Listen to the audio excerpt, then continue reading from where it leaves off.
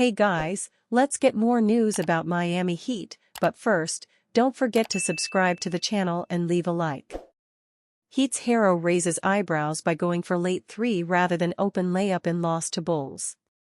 The Miami Heat were just about down to their last gasp, trailing the Chicago Bulls by 5 in the closing minute. Tyler Herro opted to pull up for a three rather than drive for a wide-open layup. He missed, and the Heat lost to the Bulls 119-111 in a game with major seeding implications. "I was feeling that shot," Herro said. "It's as simple as that. It's the shot I was feeling. Looking back on it now, obviously, after missing the shot, I should have laid the ball up." Herro came into the game leading the team in scoring at a career-high 23.8 points per game average. The sixth-year pro out of Kentucky made his first All-Star team this year, and he came through with another big performance on Wednesday. Herro led the Heat with 30 points. But the decision he made near the end of the game overshadowed all the shots he hit. Miami trailed 114-106 when Herro nailed a three with just under a minute remaining. Chicago's Kobe White then had the ball near midcourt with Davion Mitchell guarding him. Herro rotated and poked the ball away from White. Rather than go all the way to the basket with no one in his way and a chance to make it a one-possession game, he opted to pull up along the left wing. His shot hit the back of the rim. Kevin Huerter got the rebound and dribbled up court. He passed to Mattis Buzelis for a three from the right corner that bumped the Bulls' lead to 117-109. "That kid has made a lot of tough buckets in his career," the Heat's Bam Adebayo said about Herro. "You tip your hat off when he shoots something like that. That's a killer mentality. To me, that's one of the best looks he got all night, so you live with that. 100% y'all wouldn't be talking about that if he made it." The Heat just about locked themselves into the 10th seed in the Eastern Conference. They trail the Bulls by a game with 2 to play and will likely return to Chicago for a play-in game. Miami had won 7 of 9 after losing 10 in a row. The Heat visit New Orleans on Friday before wrapping up the regular season at home against Washington on Sunday. "You practice good habits and the key things we need to win," said Andrew Wiggins, who finished with 14 points after missing 6 games because of a right hamstring injury. "Playing together, playing with pace, defense, staying locked in, staying connected." Kyle Anderson has only been with the Miami Heat for 2 months, but the veteran forward has already earned Heat coach Erik Spoelstra's trust and respect.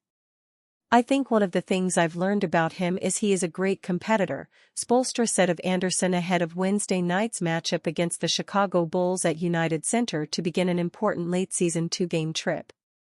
"Winning is what matters to him, not stats or not anything else that a lot of young players are concerned about when they come into this league. It's just about winning. He's a throwback in that regard. So he's tough, he competes, he thinks about winning, and it kind of simplifies his decisions. He's not clouded in the mind. He's just a very good basketball player."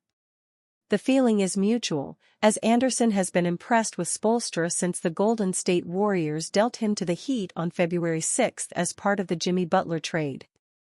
"I love it," Anderson said when asked about his initial impressions of Spoelstra. "The details in preparation, how competitive he is, his competitive spirit is crazy. I've been wanting to learn from him from a coaching standpoint of how he gets his guys to play hard for him, whether he has to get on somebody or build them up. I just watch how he goes about that stuff. It's really cool to see." In other words, the partnership between Anderson and the Heat has been productive and positive so far. After enduring fluctuating playing time with the Warriors earlier this season, Anderson has earned a more consistent role since joining the Heat amid the team's injury issues through his high-level basketball IQ and unique skill set as a pass-first 6'9" forward who grew up playing as a point guard. Entering Wednesday's matchup against the Bulls, Anderson has logged double-digit minutes off the Heat's bench in 8 straight games and has played 20 or more minutes in 7 of those 8 games. Rajon Rondo's point-blank response to Dwayne Wade about Ray Allen playing for Heat. You'd be hard-pressed finding as intense of a rivalry in the 21st century than the one between the Miami Heat and the Boston Celtics, namely, in the early 2010s. Miami's patented Big Three of LeBron James, Dwayne Wade and Chris Bosh were consistently pitted against Boston's core of Paul Pierce, Kevin Garnett, Rajon Rondo and Ray Allen. After a hard-fought 2012 Eastern Conference Finals that saw the Heat emerge victorious in 7 games, however, Allen shocked the NBA world with his next decision. He flipped sides. The sharpshooter signed with Miami for the 2012-13 season, leaving his Boston teammates in the dust as he won the second championship for his career suiting up for the Heat. Now, over a decade later, tensions have finally begun to simmer down between the former sworn enemies. Rondo and Wade appeared together on the latter's WY Network podcast, and the Heat legend appeared to ruffle some feathers by asking his guests' thoughts on Allen's stunning departure. Rondo, however, said he wasn't as fazed by the decision as some of his Celtics teammates. The way he saw it, Allen leaving was just another chess piece moving in the everlasting battle between the two Eastern Conference powerhouses. It was the Celtics and it was the Heat, and there was smoke every time we saw each other, he said. We're at war, that's the mindset. We're at war, and then one of our troops UPS and joins the op. How would you feel? Rondo later clarified that he had no hard feelings towards Allen's departure, going as far to clarify an old report that he snubbed his former teammate from the guest list at a Boston championship reunion. He made his own decision, that's my guy, Rondo said. There was a rumor that I didn't invite him to the reunion. For one, I've always operated, I always talked to my big homies, so it wasn't like it was my decision to say something or go about it as, he's not invited. But I got the message from them, my teammates. I was just the guy organizing it. Wade went on to say he understood the Celtics' sentiments, noting that he would have been hot if James or Bosh had left Miami to join Boston.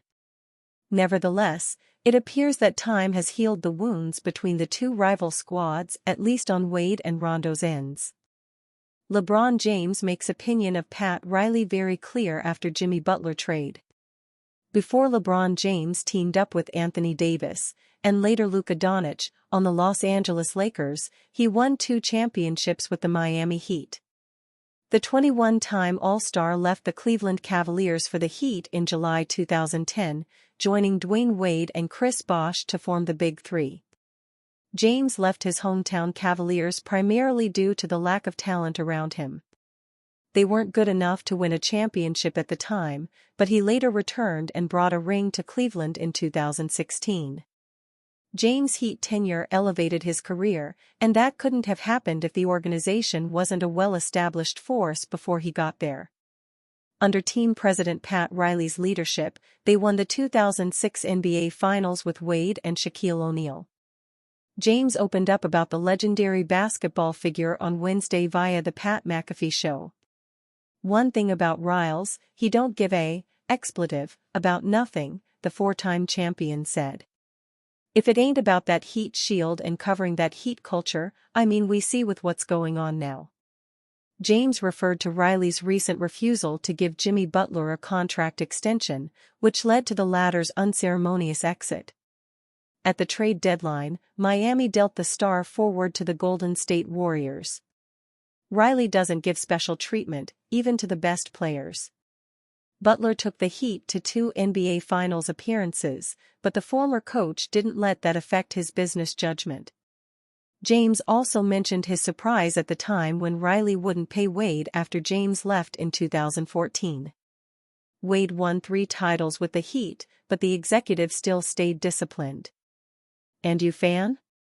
What do you think about LeBron James' situation? Write to us in the comments.